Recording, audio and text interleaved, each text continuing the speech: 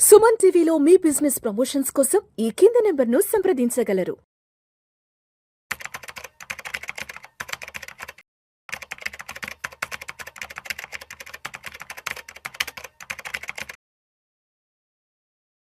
అనిల్ గారు నమస్తే sir.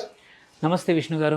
Welcome to Vishnu talks and welcome to Suman TV. Thank you అండి. అనిల్ గారు, ప్రధానమంత్రి నరేంద్ర మోదీ గారు 1 సంవత్సరం పాటు బంగారం కొనకండి అని చెప్పారు కదా, ఏంటి దాని వెనుకున్న నేపథ్యం ఏంటి? 1 సంవత్సరం పాటు భారతదేశ ప్రజలు బంగారం కొనకుండా ఉంటే ఎకానమీకి సంబంధించి ఎటువంటి మార్పులు చేర్పులు మనం ప్రత్యక్షంగా చూసే అవకాశం ఉందంటారు? ప్రధాని నరేంద్ర మోదీ గారు గోల్డ్ కొనొద్దని చెప్పినా, అదేవిధంగా 15 సంవత్సరాలకు ముందు యూపీఏ గవర్నమెంట్ ఉన్నప్పుడు చిదంబరం గారు కూడా ఆ గోల్డ్ కొనుగోలును కొంత తగ్గించాలంటూ కూడా వారు కూడా గోల్డ్కి సంబంధించి అనౌన్స్మెంట్స్ ఇచ్చారు. కాబట్టి ఏంటంటే అందరూ చెప్పిన స్టేట్మెంట్ వెనక ఉన్న నేపథ్యం ఏంటి, ఎలా అర్థం చేసుకోవాలి అసలు?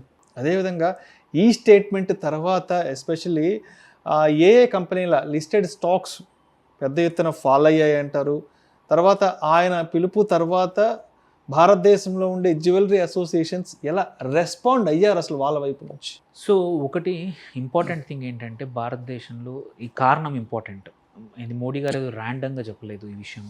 సో కారణం ఏంటంటే, మనము వినియోగించేది 700 నుంచి 800 టన్నులు ప్రతి సంవత్సరం బంగారం వినియోగిస్తున్నాము. ఎఫెక్టివ్లీ ఇంపోర్ట్ చేసుకుంటుంది మాత్రం ప్రాబబ్లీ నెలకి కొత్తగా 40 టన్నులు పర్ మంత్ అనుకున్నా కానీ ఒక 500 టన్నుల వరకు, 400 నుంచి 500 టన్నులు మనం ఇంపోర్ట్ చేసుకుంటున్నాం. ఇలాంటి పరిస్థితుల్లో ఏంటంటే డొమెస్టిక్ ప్రొడక్షన్ ఓన్లీ ఒక 70-80 టన్నులు మాత్రమే ఉంది. ఇది మన ఇంపోర్ట్ బాస్కెట్లో హ్యూజ్ వాల్యూమ్ అవుతుంది. ఒక టన్నుకి 150 కోట్ల రూపాయలు దగ్గర. సో 150 కోట్ల రూపాయలు అంటే $10 మిలియన్ ఎవ్రీ టన్. ఓకే, ఆ లెక్కన మనము 500 అనుకున్నా కానీ 7.5 లక్షల కోట్లు దగ్గర we're only spending money on బంగారం ఇంపోర్ట్స్. దాని మీద నుంచి క్రూడ్ ఆయిల్ చూసుకోండి, అండ్ ఇది చూసుకుంటే ఈ రెండు వల్ల డాలర్స్ పైన, మన విదేశీ మారక నిల్వల పైన చాలా ఎఫెక్ట్ పడుతుంది. మనము పెంచాల్సింది లైక్ 2 ఇయర్స్ బ్యాకే మనం $700 బిలియన్ విదేశీ మారక ద్రవ్యాలు ఉండే. అక్కడ నుంచి ఇప్పటివరకు అంతా బాగుంది ఉంటే మన దగ్గర 900-1000 కోట్లకు వెళ్ళాల్సింది 700 నుంచి ఇప్పుడు 660, 670 దగ్గరికి వెళ్తున్నాం. ఎందుకు రీజన్ అంటే బంగారం ప్రైస్ పెరిగింది, డాలర్ వాల్యూ పెరిగింది, బంగారం ఇంపోర్ట్ పెరిగింది, క్రూడ్ ఆయిల్ ప్రైస్ పెరిగింది, క్రూడ్ ఆయిల్ ఇంపోర్ట్స్ పెరిగాయి, కన్జంప్షన్ పెరిగాయి. ఇన్ని దెబ్బలు తగులుతున్నప్పుడు ఏంటంటే కొంచెం ఇంపాక్ట్ తగ్గడానికి ఈ బంగారం 1 సంవత్సరం కొంచెం తక్కువ కొనండి అంటే, తక్కువ కొంటే ఆబ్వియస్లీ డిమాండ్ తగ్గుతుంది, ఇంపోర్ట్స్ తగ్గుతాయి. ఇంపోర్ట్స్ తగ్గితే మన ప్రభుత్వం మీద ఈ ద్రవ్య నిల్వలపైన, ఎస్పెషల్లీ ఫారిన్ రిజర్వ్స్ ఏవైతే ఉన్నాయో వాటి మీద ప్రెషర్ తగ్గుతుంది. ఆర్బీఐ వేరే వాటి మీద ఫోకస్ చేసి ఎక్స్పోర్ట్స్ ఎట్లా పెంచుకోవాలో వాటి మీద చేయొచ్చు. లేకపోతే ఆర్బీఐ యొక్క ఎనర్జీ మొత్తము ఓన్లీ రూపీని డిఫెండ్ చేయడానికే పోతుంది, డాలర్ని మేనేజ్ చేయడానికే పోతూ ఉంది. ఆ ఎనర్జీ అనేది సీరియస్గా వేరే వాటి మీద పెట్టాలి అంటే మాత్రం కొంచెం ఎందుకంటే బంగారం అనేది అన్ప్రొడక్టివ్ యాసెట్ థియరిటికల్లీ. సో అందుకోసమే అండ్ ఈ యుద్ధంలో అవన్నీ ఆల్రెడీ ఇంకొకటి మర్చిపోకూడదు ఏంటంటే, డొమెస్టిక్ ఇన్స్టిట్యూషన్స్, ఇండివిజువల్సే కాదు, సెంట్రల్ బ్యాంకులు కూడా కొంటున్నాయి బంగారం. ఎందుకంటే రూపీని కాపాడుకోవడానికి.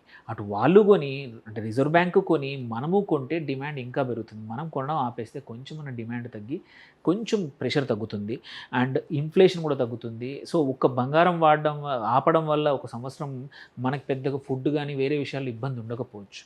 అండ్ ఇంకొకటి ఏంటంటే, రైజింగ్ బంగారం ప్రైజెస్ కూడా కొంచెం మన డిమాండ్ తగ్గితే మనకు అంది రావచ్చు. ఇప్పుడు 150,000 అనేది న్యూ నార్మల్ అయిపోయింది. కొంచెం మనం కొండం తగ్గిస్తే 130,000కి పడిపోతుందేమో. సో 2 రకాలుగా ఉపయోగపడుతుంది బంగారం ప్రైజు నార్మలైజ్ అవ్వడానికి, అట్ ది సేమ్ టైం దేశానికి ఒక హెల్ప్ చేసిన వాళ్ళం అవుతాము. సో అండ్ ఆల్సో చాలామందికి అందుబాటులోకి మళ్ళీ బంగారం 130,000కి వస్తే అందుబాటులోకి వస్తుంది. ఎవరికైతే పెళ్ళిళ్ళకి అవసరం ఉందో, అవసరం ఉండి కొనుక్కుంటే పర్లేదు. కానీ ఇప్పుడు చాలామంది ఏంటంటే ఇన్వెస్ట్మెంట్ ఉద్దేశంతో ఇష్టం వచ్చినట్టు, అసలు యాక్చువల్లీ లాజిక్ ఏంటి, బంగారం ప్రైస్ పెరిగినప్పుడు డిమాండ్ తగ్గి ఇంపోర్ట్స్ తగ్గాలి. బట్ ఆపోజిట్ జరుగుతుంది. ఎందుకంటే అందరూ ఇన్వెస్ట్మెంట్ యాసెట్ లాగా స్పెక్యులేషన్కి వెళ్ళిపోతున్నారు. సో ఆ స్పెక్యులేషన్ని మార్కెట్లోంచి తీసేయడమే ఈ యొక్క స్టేట్మెంట్ ఉద్దేశం. నా కన్జంప్షన్ ఆపేయమనలేదు ఆయన, స్పెక్యులేషన్ తీసేయమన్నాడు. సో అందుకే మనం చూస్తున్నాము సడన్గా ఏమైంది, ఈ చెప్పిన కారణాల వల్ల మార్కెట్స్ కూడా స్పూక్ అయ్యాయి, భయపడ్డాయి. మనం తీసుకుంటే most of the listed companies చూసుకోవచ్చు, వెదర్ గోల్డ్ జ్యువెలరీ కంపెనీస్ కానీ, గోల్డ్ రీటైల్ కంపెనీస్ కానీ, దగ్గర దగ్గర ఒక 54 కంపెనీస్ ఉన్నాయి గోల్డ్ రిలేటెడ్ కంపెనీస్. అందులో మీరు చూసుకుంటే ఒక 2-3 కంపెనీస్ ఏవైతే డైమండ్లో వేరే వాటిలో ఉన్నాయి తప్పించి అన్ని రెడ్ నిన్న ఇవాళ. ఒక్కొక్కటి నిన్న నుంచి ఇవాళకి తీసుకుంటే 8-9% నుంచి 15-16% పడిపోయాయి. మీరు ఏవైనా తీసుకోండి, టైటన్ నిన్న ఒక 8-9% పడిపోయింది, ఇవాళ కూడా 2.5% పడిపోయింది. కళ్యాణ్ జ్యువెలర్స్, ఐజిఐఎల్, తంగమలయల్, పిఎన్ గాడ్గిల్, ఇవన్నీ కూడా మంచి పీసీ జ్యువెలరీ, స్కై గోల్డ్, ఒక బ్లూ స్టోన్ జ్యువెలరీ ఏదైతే వాళ్ళు కొంచెం డైమండ్స్ ఎక్కువ ఉన్నారు కాబట్టి అది ఇవాళ పడిపోకుండా 0.84% పెరిగిపోయింది. సెంకో గోల్డ్, గోల్డియామ్ ఇంటర్నేషనల్ కానీ, వైభవ్ గ్లోబల్ అంటే ఎక్స్పోర్ట్స్ కంపెనీ రాజేష్ ఎక్స్పోర్ట్స్ ఏవైతే జ్యువెలరీ ఎక్స్పోర్ట్ చేస్తారో వాళ్ళు కూడా 4% పడిపోయింది. సో ఒకటి కాదు, Shringar house, at least even small companies కూడా ఈ ఎఫెక్ట్, ఎందుకంటే డిమాండ్ కన్సంప్షన్ తగ్గిపోతుంది. ఆల్రెడీ ధరలు పెరగడం వల్ల వాల్యూమ్స్ తగ్గిపోయాయి ఈ జ్యువెలరీ, వాటికి ప్రైస్ పెరిగింది కాబట్టి వాళ్ళు సర్వైవ్ అవుతున్నారు. బట్ దాని మీద నుంచి ఇప్పుడు ఈ కన్జంప్షన్ కూడా తగ్గిందంటే మాత్రం నెక్స్ట్ క్వార్టర్స్లో పక్కా మోడీ గారి మాటలు వినేవాళ్ళు ఒక 10% అయినా ఉంటారు.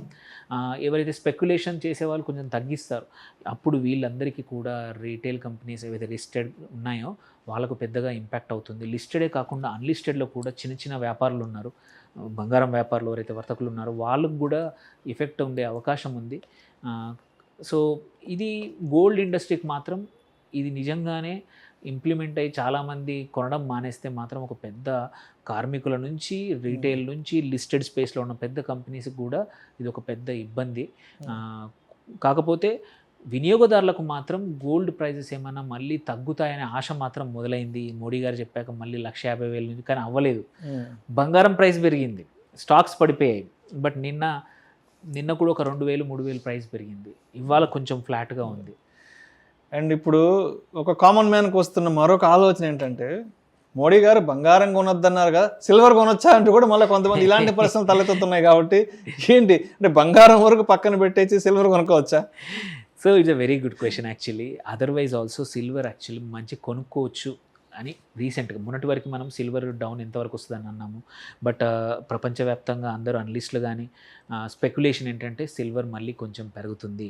అండ్ దాని తగ్గట్టే మీరు చూసుకుంటే సిల్వర్ నిన్న కొంచెం ఈ లాస్ట్ ఫ్యూ డేస్ పెరిగింది, ఇవాళ మాత్రం కొంచెం ఒక 1%. ఆబ్వియస్లీ గోల్డ్ కొనకపోతే సిల్వర్ వైపు అయితే మళ్ళీ అవకాశాలు ఉన్నాయి. రీటైల్ ఇన్వెస్టర్స్ అది నగల రూపంలో కావచ్చు, ఎందుకంటే దాని ప్రైస్ తక్కువ, రిలేటివ్లీ చూసుకుంటే గోల్డ్ ఇంపోర్ట్ కన్నా సిల్వర్ ఇంపోర్ట్ కాస్ట్కి బిల్లు తక్కువ అవుతుంది మనకి. సో మీరు 1 కిలో సిల్వర్కి చాలా అంటే మినిమల్ 1 తులం, ఒక 10 గ్రాముల బంగారం అంతే. సో ఒక రకంగా మంచిది యాక్చువల్లీ. గోల్డ్ కన్నా సిల్వర్ని మనం వాడడం వల్ల ఎస్ అది కూడా ఇంపోర్ట్ చేస్తాము, బట్ ఇంపోర్ట్ బిల్ అయితే తగ్గుతుంది మనకి. సో ఆ లెక్కను చూస్తే సిల్వర్ గోయింగ్ ఫార్వర్డ్ పెరిగే అవకాశాలు ఉన్నాయి.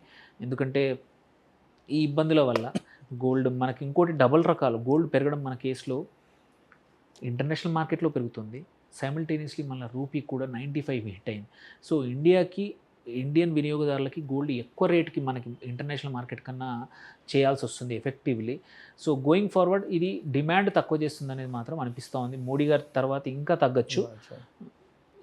ఓన్లీ థింగ్ ఏంటంటే స్పెక్యులేషన్ పోతుంది, కన్సంప్షన్ అట్లాగే ఉంది. సో అనిల్ అంటే ఇప్పటివరకు మనం ఫిజికల్ గోల్డ్ గురించి, ఆ ఫిజికల్ గోల్డ్ అమ్మే వ్యాపారస్తులకి రాబోయే ఇబ్బందుల గురించి మాట్లాడుకుందాం. అండ్ ఒక్కసారి మనం ఈటీఎఫ్లు, ఈ మ్యూచువల్ ఫండ్స్, తర్వాత ఈ గోల్డ్ బీసీ వీటి గ్రాఫ్ ఎలా ఉంది? సో అవి మాత్రం ఆల్రెడీ ఎప్పుడైతే January 31 మార్కెట్స్ హిట్ అయ్యి తర్వాత పడిపోయాయో వాటి యొక్క ఫ్రెష్ ఇన్ఫ్లోస్ తగ్గాయి.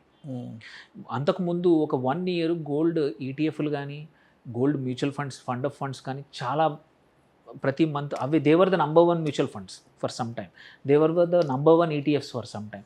ఇప్పుడు మనం మార్చ్లో, ఏప్రిల్లో తీసుకుంటే డేటా అవి మళ్ళీ 2nd, 3rd పొజిషన్కి వెళ్ళిపోయినాయి. సో ఇప్పుడు దీని తర్వాత ఇంకా కొన్ని రోజులు, ఎందుకంటే అట్లాంటి వాళ్ళు ఎవరైతే ఇన్వెస్ట్ చేస్తారో ఈటీఎఫ్ల్లో కానీ ఫండ్ ఆఫ్ ఫండ్ స్పెక్యులేషన్తో ఇన్వెస్ట్మెంట్ కోసం చేసేవాళ్ళు, ఇలా మార్కెట్ పరిస్థితులు ఇలా ఉన్నప్పుడు కంపల్సరీ గోల్డ్ తగ్గచ్చు అని అనుకునే వాళ్ళు ఇమ్మీడియట్గా అడిషనల్గా పెట్టకపోవచ్చు. సో వాటిని ఎక్కువగా ప్రపోర్షనల్గా లాస్ట్ ఇయర్లో ఉన్నంత గ్రోత్ అయితే ఈటీఎఫ్ల్లో లేదు, గోల్డ్ ఈటీఎఫ్ల్లో కానీ సిల్వర్ ఈటీఎఫ్లో. ఎవరైతే మధ్యలో స్పెక్యులేషన్ కోసం పెట్టారో వాళ్ళు కూడా విత్డ్రాల్ చేశారు.